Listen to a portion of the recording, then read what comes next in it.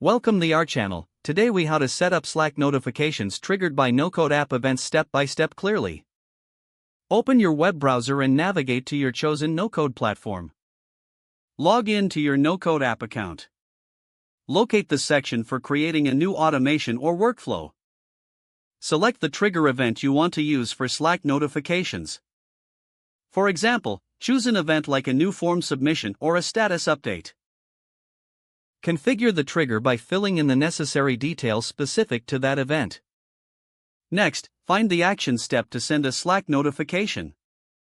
Click on the option to connect to Slack. You may need to log in to your Slack account if prompted. Grant the no-code app permission to interact with your Slack workspace. Once connected, select the Slack channel where you want to send notifications. Now, customize the message that will be sent to the Slack channel. You can include dynamic fields from the original trigger event in your message.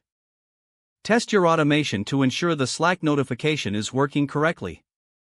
After confirming it works, save your automation setup. Monitor your Slack channel to see the notifications come in as expected. Adjust settings or messages as needed based on feedback or requirements. Your no-code automation for Slack notifications is now successfully set up. If the page does not load, refresh the browser or try again in a private or incognito window. Make sure you are using the correct email address, then retype it carefully to avoid small typos.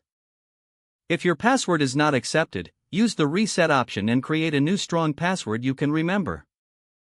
Check your spam folder for verification or security emails, then complete any requested confirmation steps.